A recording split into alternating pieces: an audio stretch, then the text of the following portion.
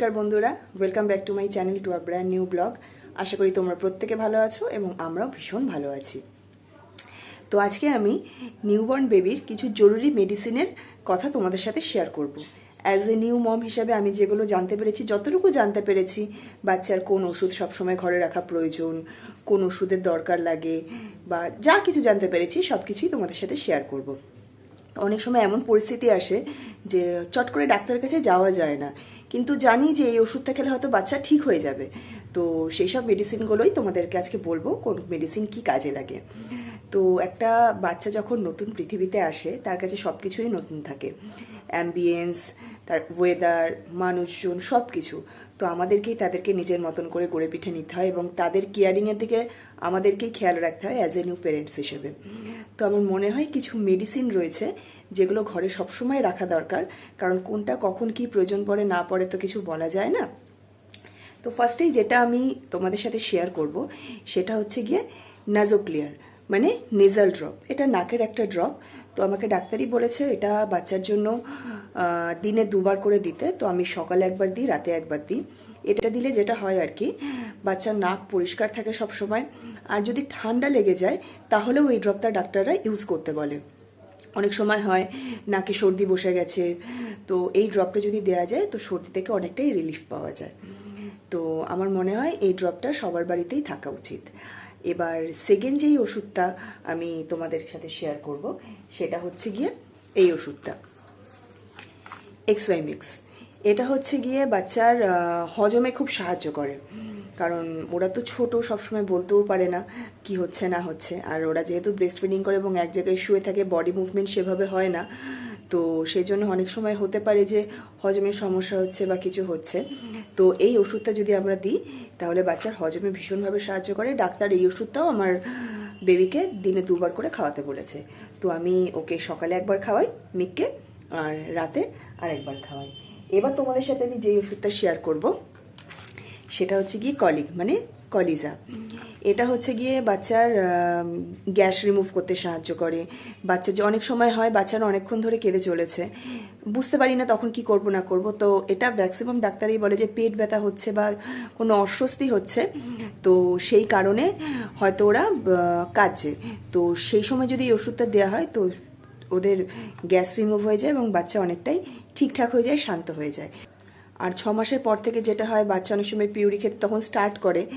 আর এমনিও 6 মাসের আগে অনেক বাচ্চা রয়েছে যারা ফর্মুলা মিল্ক ইউজ করে, ব্রেস্ট ফিড করে না সেভাবে। তো তখনও অনেক সময়, এবার এই খাবারগুলো থেকে তো বেসিক্যালি গ্যাস বা এগুলো হয়, তো তখনও কিন্তু এই ওষুধটা দিলে কিন্তু অনেকটা উপকার হয় বাচ্চার। তো এই ওষুধটা গ্যাস রিমুভ করতে খুব ভালোভাবে হেল্প করে। এবার যে ওষুধটা আমি তোমাদের সাথে শেয়ার করব সেটা হচ্ছে গিয়ে vitamin A to Z drops. এটা হচ্ছে একটা মাল্টিভিটামিন। এটাও ডাক্তার প্রথম থেকেই আমাকে সাজেস্ট করেছিল মিককে খাওয়ানোর জন্য। তো এটাও আমি সেরকমভাবেই মিককে খাওয়াচ্ছি। এরপর একটা হচ্ছে গিয়ে ভিটামিন D3 ড্রপ। এটা হচ্ছে গিয়ে ভিটামিনের অভাব পূর্ণ করে, কারণ আমাদের এখন রেগুলারের লাইফে তো সবসময় অতটা সম্ভব হয় না বাচ্চাকে রোদে নিয়ে যাওয়ার। তো একটা রোদেরও দরকার পড়ে, রোদের যে রশ্মিটা রয়েছে সেই রশ্মিটা ওদের দরকার পড়ে। তো বিভিন্ন কারণে অনেকেই আছে, যেমন আমারই রয়েছে, আমি সবসময় ওকে, আমার ছেলেকে রোদের মধ্যে নিয়ে যেতে পারি না। তো এইটা কিন্তু সেই ঘাটতিটা অনেকটাই পূরণ করে, সূর্যের রশ্মিটাও পাচ্ছে না, সেটা কিন্তু এটা অনেকটাই পূরণ করে। এবং ডাক্তার যেটা বলেছে যে এই ওষুধটা নাকি 1 বছর অবধি খাওয়াতে হবে টানা মিককে। তো এটাও ভীষণ একটা কার্যকরী ওষুধ বলে আমার মনে হয়। এবারে যে ওষুধটা আমি বলবো সেটা আপনারা সবাই জানেন, সেটা হচ্ছে গিয়ে প্যারাসিটামল। এটা বেসিক্যালি জ্বরের ওষুধ, এটা আমরা প্রত্যেকেই জানি।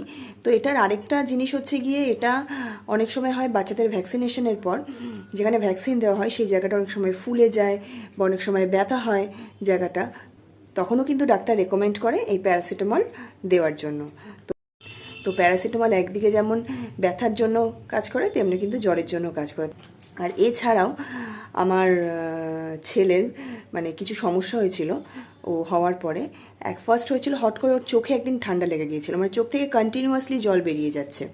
তো তখন আমি যখন ডাক্তারকে ফোন করি তখন ডাক্তার আমাকে একটা ওষুধ সাজেস্ট করেছিল, সেটা হচ্ছে গিয়ে তোবা আই ড্রপ। এটা বলেছিল দিনে 2 বার করে দিতে। এমনি নর্মালি উনি সাজেস্ট করেছিলেন, তখন আমরা অতটা সেভাবে জিনিসটা গুরুত্ব দিইনি, আমরা দিইনি। তো পরে যখন তোবা আই ড্রপটা দিতে বলল, তো তখন থেকে আমরা দেওয়াকে স্টার্ট করেছি। চোখটা অনেক পরিষ্কার থাকে এটার জন্য। তো কিছুই না, এগুলো জাস্ট আমি জানতে পেরেছি অ্যাজ এ নিউ মাদার হিসেবে বাচ্চার জন্য কোনটা ভালো কোনটা ভালো না। তো সেটাই ভাবলাম তোমাদের সাথে শেয়ার করি, তাই জন্যই শেয়ার করা।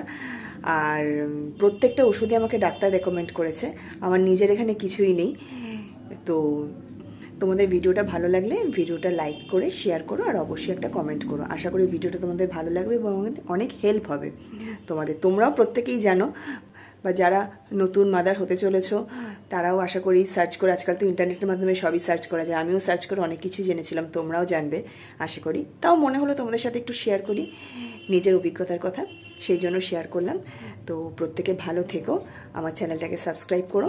আবার বলছি, তোমাদের সহযোগিতা ছাড়া কিন্তু আমি এই প্ল্যাটফর্মে একদম এগোতে পারবো না। তো প্রত্যেকে আমার পাশে থেকো। আজকে এখানেই শেষ করছি ভিডিওটা। টাটা, দেখা হবে অন্য আরেকটা ভিডিওতে।